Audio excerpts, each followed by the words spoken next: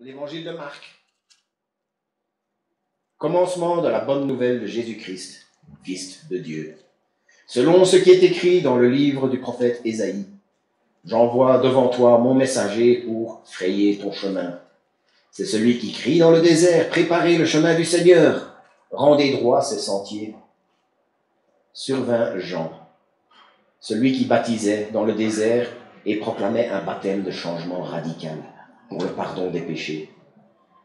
Toute la Judée et tous les habitants de Jérusalem se rendaient auprès de lui et recevaient de lui le baptême dans le Jourdain, en reconnaissant publiquement leurs péchés. Jean était vêtu de poils de chameau, avec une ceinture de cuir autour des reins. Il se nourrissait de criquets et de miel sauvage. Il proclamait « Il vient derrière moi, celui qui est plus puissant que moi, et ce serait encore trop d'honneur pour moi que de me baisser pour délier la lanière de ses sandales. Moi, je vous ai baptisé d'eau, lui vous baptisera dans l'Esprit Saint. » Le livre de Marc n'a pas vraiment de titre, si ce n'est que ces petites phrases. Commencement de la bonne nouvelle de Jésus-Christ, Fils de Dieu. Mais rien que dans cette petite phrase, il y a déjà beaucoup de choses à dire. Il y a déjà beaucoup de choses qui sont livrées. Et d'ailleurs, je vais sans doute passer une bonne partie de cette prédication à parler rien que de ce verset-là. Commencement de la bonne nouvelle. Bonne nouvelle, en fait, déjà rien que dans ce mot-là. Dans le grec, c'est évangélion, dont on tire le mot moderne évangile, évangélique, tout simplement bonne nouvelle. Et le mot évangélique, c'est un de ces mots qui a souvent changé un peu de sens tout au travers des siècles et qui est souvent mal compris.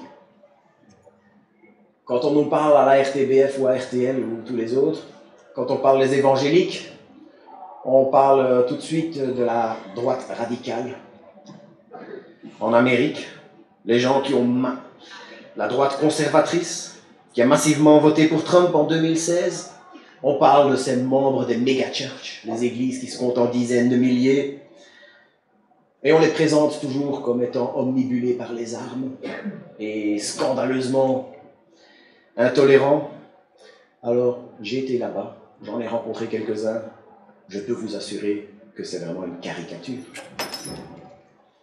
Il y a une part de vérité, on va le reconnaître, il y a peut-être une part de vérité, mais vraiment une toute petite part de vérité. Nous avons le mot évangélique écrit au-dessus de la porte.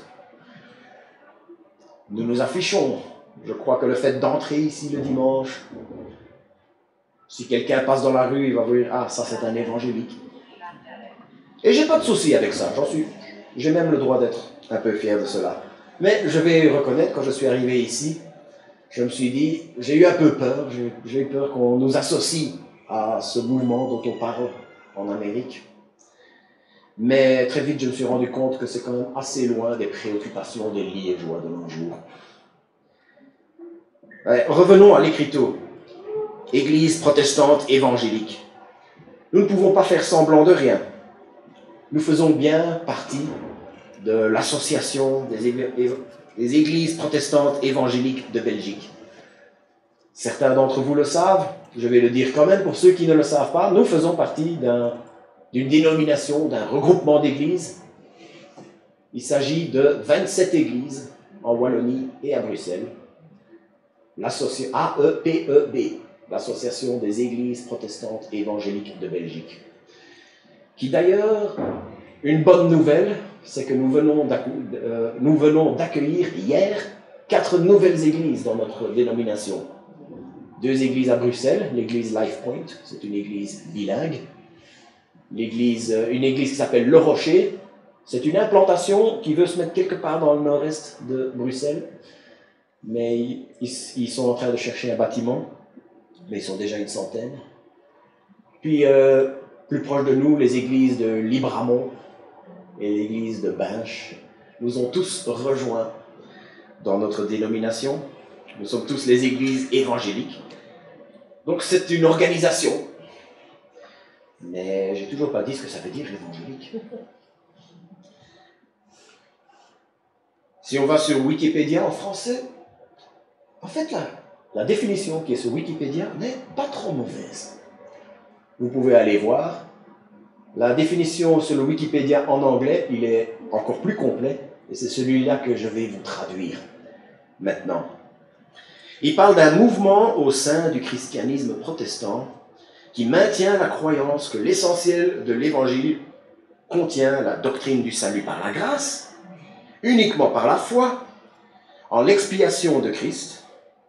Les évangéliques croient en la centralité de la conversion ou d'une expérience de nouvelle naissance en recevant le salut, en l'autorité de la Bible en tant que révélation de Dieu envers l'humanité, et nous croyons en la propagation du message chrétien.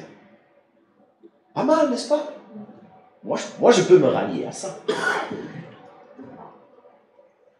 Mais là, je suis encore dans un sens moderne de ce que ça veut dire évangile, évangélique. À l'époque, il y a des éléments, mais ce n'était pas encore tout à fait ça. Parce que les premiers chrétiens qui ont lu l'évangile de Marc, ils n'avaient pas notre dénomination en tête. Ils n'avaient pas notre mouvement en tête. John MacArthur dit que ce mot résonnait dans la conscience des gens. Rien que le fait de voir ce mot évangélion en lisant la Bible, les premiers chrétiens, ça évoquait quelque chose de bien précis. Les premiers lecteurs, c'était en fait deux groupes de personnes. C'était les chrétiens de Rome, et dans les chrétiens de Rome, il y avait des juifs et il y avait des non-juifs. Et pour les juifs, ça résonnait d'une certaine manière, mais qui était vrai. Et pour les non-juifs, ça résonnait aussi. Ça voulait dire quelque chose de précis. Pour les juifs, il y en avait beaucoup qui ne parlaient pas l'hébreu. L'hébreu était déjà une langue réservée aux élites, aux services religieux, mais il y avait une version de l'Ancien Testament en grec, qu'ils appelaient la Septante. Enfin non, c'est un mot moderne. À l'époque, je ne sais pas comment il l'appelait, mais aujourd'hui, on appelle cette version grecque de l'Ancien Testament la Septante. Et pour la petite histoire, même les Français l'appellent la Septante. Ils ne l'appellent pas la 70. Et dans cette version de l'Ancien Testament, en grec, il y avait le mot « évangélion ». On parlait de l'évangile déjà dans l'Ancien Testament, et ça résonnait aux oreilles des Juifs de l'époque.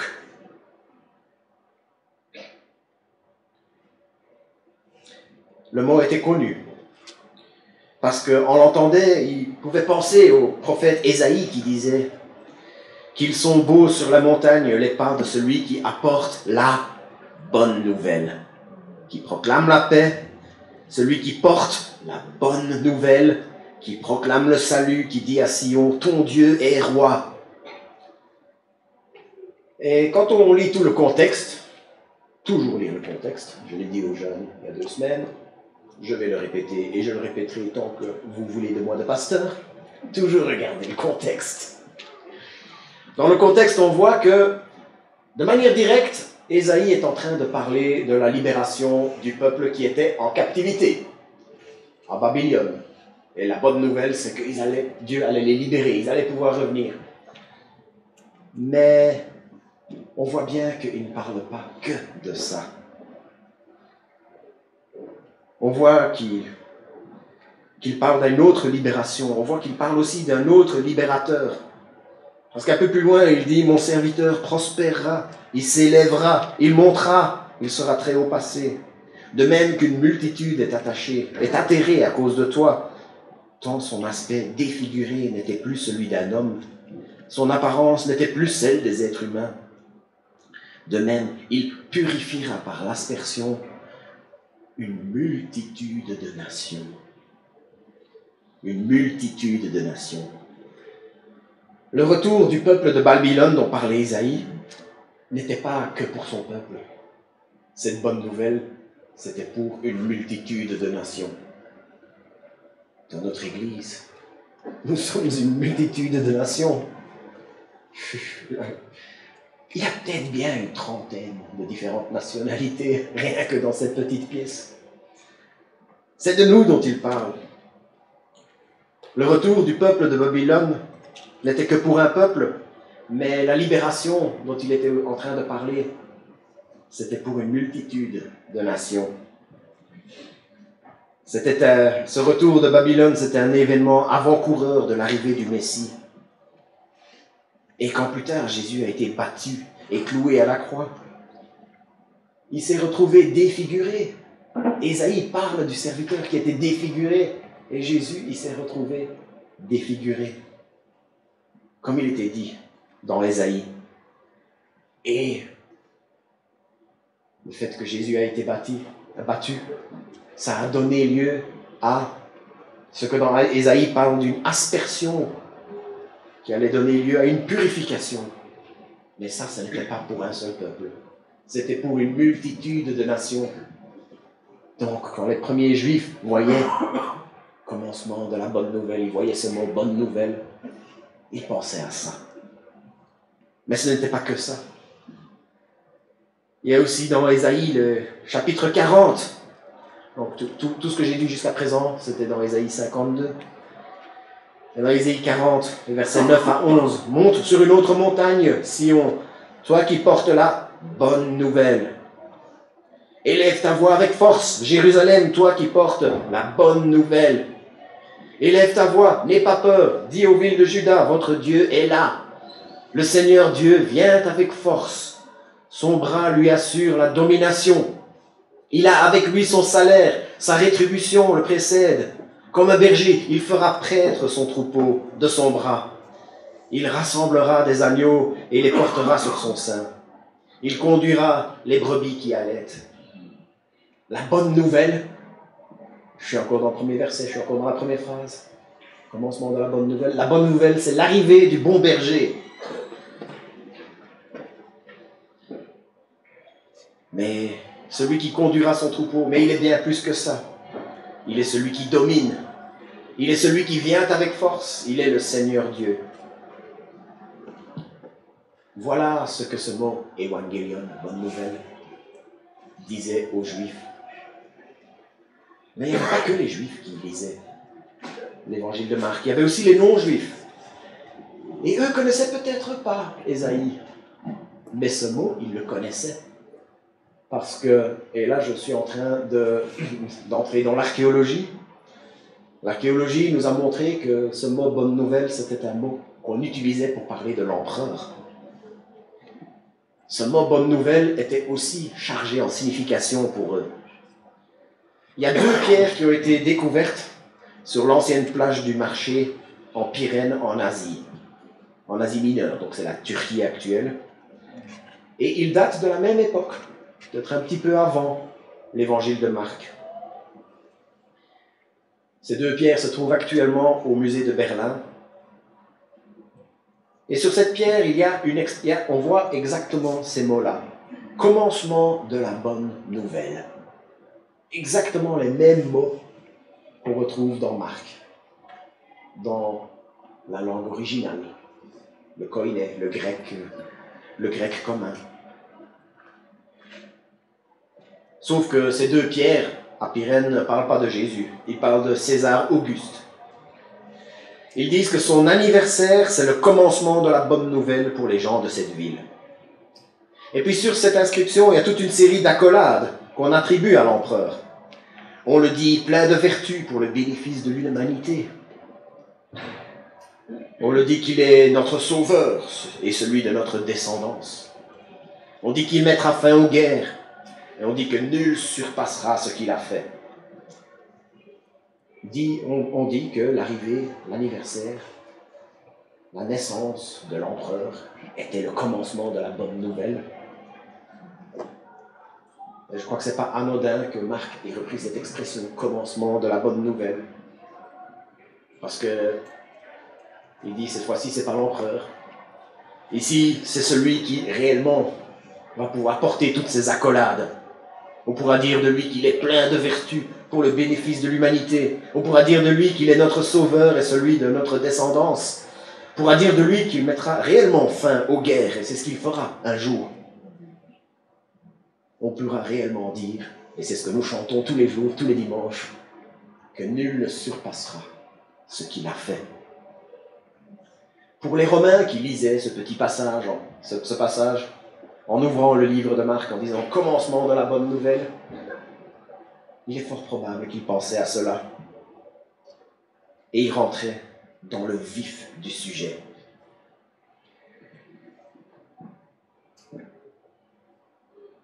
Commencement de la bonne nouvelle.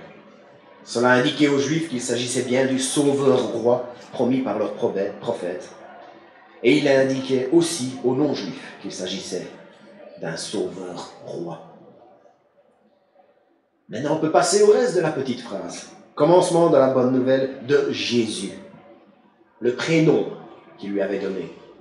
Vous en avez parlé la semaine passée, la racine hébraïque de Jésus. Yehoshua. Dieu est mon sauveur. Dieu est sauveur. Quand on dit Jésus de Nazareth, par exemple, en fait, c'est une manière de parler de l'homme qu'il était. Parce qu'il était bel et bien un homme. Un être humain comme toi et moi. Il a vécu tout ce que nous avons vécu. Il avait un prénom avec une signification. Jésus parle, quand on voit Jésus ici, ça veut dire l'homme qu'il est. Ensuite vient le mot Christ. Pendant un temps, j'ai cru que Christ était son nom de famille. Mais non, ce n'est pas son nom de famille. Il ne se présentait jamais en disant Christ, Jésus-Christ. Donc Christ, ça voulait dire quelque chose de bien précis. Ça signifie Messie, mais plus littéralement, ça voulait dire loin. L'onction, c'était quelque chose qu'on faisait dans l'Ancien Testament, qui avait une signification bien particulière. On prenait une fiole. Certains m'ont dit que c'était quand même quelque chose d'assez énorme. Enfin, je ne le sais pas, mais on prenait une fiole d'huile et on le versait sur la tête de la personne. Et c'était une manière de montrer que cette personne était mandatée pour une charge et qu'on lui donnait l'autorité pour pouvoir accomplir cette tâche. Dans l'Ancien Testament, c'était quelque chose qu'on faisait pour les prêtres, c'était quelque chose qu'on faisait pour les prophètes, et c'était quelque chose qu'on faisait pour les rois. Et quand on dit Jésus-Christ, on dit qu'il était oint. On dit qu'il avait pris un rôle de roi. Ça veut dire qu'il a pris un rôle de prophète. Et ça veut dire qu'il a pris le rôle du grand prêtre qui allait effectuer la vraie aspersion, la vraie expiation des péchés. Un mandat et l'autorité pour pouvoir l'accomplir. J'ai un ami qui travaillait dans un atelier, je ne vais pas vous dire le nom de la société, un petit peu connu, et je n'ai pas tous les détails, mais l'idée principale y est. C'est que les deux patrons de la société, c'étaient les fondateurs de la société, et ils avaient un savoir-faire extraordinaire dans la mécanique de précision. Ce qu'ils savaient faire, peu de gens pouvaient le faire. Et la vitesse à laquelle ils le faisaient, la même chose, peu de gens pouvaient le faire. Et à un moment donné, ils se sont rendus compte que c'était intéressant, que ça allait pouvoir intéresser d'autres pays. Alors ils ont dit que le moment était venu d'élargir un peu leur marché. Ils ont commencé à investir pour faire un plus grand atelier. Ils ont commencé à engager, à former pour avoir d'autres ouvriers. Ils ont commencé à faire un peu de publicité à l'extérieur pour avoir des nouveaux clients. Mais ça n'allait nulle part. Ils n'avaient franchement pas la capacité de le faire. Ils n'y arrivaient pas. Alors ce qu'ils ont fait, c'est qu'ils ont engagé un homme qui avait un autre savoir-faire, le savoir-faire du marketing. Et ils lui ont donné un mandat. Nous voulons que tu fasses prospérer cette société. Et c'est d'ailleurs ce qu'il a fait. Cette société est devenue une vraie référence dans la mécanique de précision internationale. Mais pour pouvoir faire ça, ils ont donné l'autorité à cet homme de pouvoir le faire. Alors le titre qu'ils lui ont donné, c'est un titre que nous connaissons bien dans le monde du business, c'était « chargé de pouvoir ». Il avait un mandat et on lui avait donné l'autorité pour pouvoir accomplir ce mandat. Et d'ailleurs, il n'était pas rare que quelqu'un s'entende bien avec les deux patrons, mais ne s'entendait pas avec le chargé de pouvoir, parce qu'il ne convenait pas, et il se faisait licencier quand même. Et les deux patrons, comme ils avaient donné le pouvoir à l'autre, n'allaient pas contre ses décisions. Mais quelque part, Jésus, c'était un peu ça, le fait qu'il est Christ. C'est parce qu'il a un mandat, et on lui a donné l'autorité pour pouvoir l'accomplir. Il avait un mandat, celui d'assurer notre salut. Et quand on dit Jésus-Christ, ça veut dire qu'il avait l'autorité pour pouvoir le faire. Quand il guérissait les gens, il avait le droit de dire « tes péchés sont pardonnés ». Il avait l'autorité pour pouvoir le faire. Commencement de l'évangile de Jésus-Christ. Et puis, le dernier titre, Fils de Dieu. Il n'était pas fils de Dieu dans le sens biologique. Ce n'est pas comme si Dieu avait conçu un fils. D'ailleurs, c'est peut-être le souci que les musulmans ont avec nos croyances. C'est que comment est-ce que Dieu peut avoir un fils? Est-ce que ça veut dire qu'il a eu des relations sexuelles, etc. Mais quand on dit qu'il est fils de Dieu, ça ne veut pas forcément dire dans le sens biologique, comme nous le connaissons. Moi, je suis le fils d'Edwin, le nom de mon papa. Je suis le fils d'Edwin dans le sens où je suis son descendant. Mais ce n'est pas tout. Si je suis le fils d'Edwin, ça veut aussi dire que je suis un être humain comme lui. Je partage sa nature humaine, la nature humaine de mon papa. Pour Jésus, être le fils de Dieu, ça voulait dire qu'il était divin comme Dieu. Ça voulait dire qu'il partageait la nature divine de Dieu. Et à l'époque, c'était clair, cela. On le voit dans le récit de la Passion. Quand Jésus s'est retrouvé devant Pilate, Pilate a dit, on ne peut rien lui faire. Cet homme n'a rien fait de mal. Mais les Juifs ont dit en Jean 19,7, nous avons une loi, notre loi stipule que cet homme mérite la mort parce qu'il se dit fils de Dieu. Se dire fils de Dieu équivalait pour eux, dans leur raisonnement, à se dire Dieu lui-même.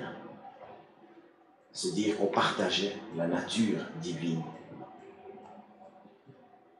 Je viens de passer 20 minutes à parler du premier verset. On va pouvoir passer au deuxième et au troisième. Selon ce qui est écrit dans le prophète Ésaïe. J'envoie devant toi mon messager pour frayer ton chemin. C'est celui qui crie dans le désert, préparez le chemin du Seigneur, rendez droit ses sentiers. En fait, il est en train de citer deux prophètes ici. Il a dit, comme il est dit dans Ésaïe, mais alors il y a une phrase qui vient de Malachi et deux phrases qui viennent d'Ésaïe. Alors, ce n'est pas une erreur. Je vais vous dire, voilà deux raisons pourquoi ce n'est pas une erreur. La première, c'est que il y a trois phrases, une qui vient de Malachi, deux qui viennent d'Ésaïe, alors il peut mentionner Ésaïe. Et puis le deuxième, c'est que Ésaïe, c'était le plus connu des prophètes. Donc si on va en mentionner qu'un seul, on va mentionner Ésaïe. C'est ce qu'on appelle en littérature une synecdoque. Donc, en mentionnant Ésaïe, c'est comme si on mentionnait tous les prophètes. Et on fait ça encore aujourd'hui, ça n'a rien de nouveau, enfin ça n'a rien de vieux, c'est pas dépassé, nous le faisons encore aujourd'hui. Par exemple, si je parle de Terminator 2, le film, je dis un film avec Arnold Schwarzenegger, j'ai pas besoin de dire plus. Je suis pas obligé à chaque fois de dire un film avec Arnold Schwarzenegger, Linda Hamilton, Edward Furlong, Robert Patrick. Je suis un geek et je l'assume. Je sais toutes ces choses-là. Mais bon, on va revenir à nos prophètes. en disant, comme le dit Ésaïe, c'est une manière de dire comme le disaient tous les prophètes. Et le passage qu'il est en train de citer, c'est Malachie 3, et comme toujours, on va regarder le contexte. Malachie 3, les versets 1 à 4. « J'envoie mon messager, il frayera un chemin devant moi, il arrivera dans son temple à l'improviste. Le Seigneur que vous cherchez, le messager de l'alliance que vous désirez, il arrive, dit le Seigneur Yahweh, l'Éternel des armées. Qui pourra soutenir le jour de sa venue? Quel est celui qui tiendra debout quand il paraîtra? Car il est comme le feu du fondeur, comme la lessive des blanchisseurs.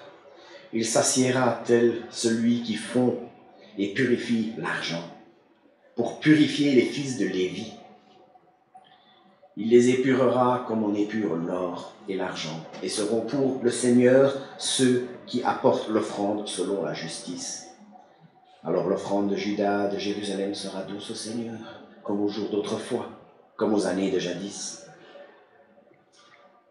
Malachie est en train de parler du Seigneur qui arrivera, qui ira dans le temple, et il parle de celui qui va l'annoncer. Il est question qu'il va purifier les fils de Lévi. En fait, c'est une manière de parler des sacrificateurs. Tous les sacrificateurs venaient de la tribu de Lévi. Et nous savons que c'est exactement ce que Jésus a fait par après. En fait, même certains des événements de la vie de Jésus sont prédits par les prophètes. Une des choses que Jésus a faites, c'était justement d'aller au temple, comme il est parlé dans Malachie. Il est allé et il a vu que c'était devenu un cirque. Il a vu que les sacrificateurs avaient décidé de faire de la loi de Moïse un marché très lucratif. Ils étaient obligés de faire des sacrifices et ils étaient obligés de les acheter sur place. Et comme ils avaient le monopole, ils gonflaient les prix. Et Jésus a commencé à mettre de l'ordre là-dedans. Il n'a pas été jusqu'au bout, puisque c'est à la croix qu'il est allé jusqu'au bout. Mais il les a critiqués publiquement, parce que c'était des manipulateurs. Ils manipulaient les gens jusqu'à ce qu'une veuve ait donné tout ce qu'elle avait pour manger. Il est allé jusqu'à renverser des tables. Mais il parle surtout du messager. Malachie est aussi surtout en train de parler du messager. Il parle de celui qui ouvre la voie. Les rois du monde, ils ne se présentent pas à l'improviste. Aujourd'hui, et à l'époque, encore moins. J'ai fait une partie de mes études en Écosse et j'ai coté chez un propriétaire et je m'entendais très bien avec lui. Son travail, c'était de s'occuper des monuments historiques. Et en Écosse, il y en a à tous les coins de rue, des monuments historiques, croyez-le-moi. Et il s'occupait beaucoup des châteaux. Et très souvent, ces châteaux avaient la visite de Sa Majesté la Reine Élisabeth II. À l'époque, encore plus que maintenant. Et chaque fois qu'elle venait, c'était annoncé des mois à l'avance. Et on débloquait des budgets pour eux, pour qu'ils puissent mettre les bouchées doubles, pour pouvoir terminer tous les chantiers en cours. On donnait vraiment tout un coup de peinture. En certains endroits, ils fabriquaient des toilettes neuves, juste au cas où, pour la reine, et personne d'autre pouvait les utiliser. Il m'a dit, la reine Élisabeth II doit penser que le monde entier a l'odeur de la peinture fraîche. Parce que partout où elle va, on donne un grand coup de peinture juste avant. Mais à l'époque, on préparait aussi l'arrivée d'un roi. Et le rôle de Jean-Baptiste, c'était de faire une petite préparation de l'arrivée du Seigneur. On envoyait, à l'époque, quand le roi se rendait dans un village ou une ville, on envoyait un crieur devant lui. Il disait « Préparez-lui la route ». Je suppose que s'il faisait ça assez à l'avance, on rebouchait les nids de poules pour qu'ils ne soient pas trop secoués. s'il avait fait ça à Liège, ben, il aurait fallu bien s'assurer qu'on a coupé toutes les branches pour ne pas griffer le carrosse. Puis, aussi, on dit qu'il doit frayer un chemin. Ce ne serait pas étonnant que les villes à l'époque, surtout les jours des marchés, il y avait des énormes foules, comme on peut voir dans beaucoup de pays du monde. Et que si le roi doit passer, ben, il faut frayer un chemin, il faut que la foule se mette sur le côté pour qu'il puisse passer. Il fallait préparer l'arrivée d'un roi. Et puis, comme je vous avais dit, il y a 2 prophètes qui sont cités en Marc 1, 2 et 3. Le deuxième, c'est dans Ésaïe, aussi Ésaïe 40, les versets 1 à 5. Consolez mon peuple, dit votre Dieu. Est-ce que... J'avais justement demandé à quelqu'un pour le dernier chant, on y arrive bientôt. Consolez, consolez mon peuple, dit votre Dieu. Parlez au cœur de Jérusalem, criez-lui que son combat est terminé, qu'elle s'est acquittée de sa faute, qu'elle a déjà reçu du Seigneur le double de ce qu'elle méritait pour tous ses péchés. Quelqu'un crie dans le désert, frayez le chemin du Seigneur, aplanissez une route pour notre Dieu dans la plaine aride. Que toute vallée soit élevée, que toute montagne et toute colline soient abaissées, que le relief se change en terrain plat et les escarpements en vallons. Alors la gloire du Seigneur se dévoilera et tous la verront ensemble. C'est la bouche du Seigneur qui parle. De nouveau, plusieurs siècles avant l'événement raconté par Marc, il y a un prophète qui prédit sous l'impulsion du Saint-Esprit qu'un messager va arriver, un peu avant le Sauveur. Mais dans le passage auquel il se réfère, il y a peut-être 2 choses qu'on peut relever. Tout d'abord, Ésaïe 40, verset 1, « Consolez, consolez mon peuple ». L'homme que Marc est en train d'introduire ici, il est la consolation, il est notre consolateur. Consoler, ça veut dire apporter un soulagement après une souffrance.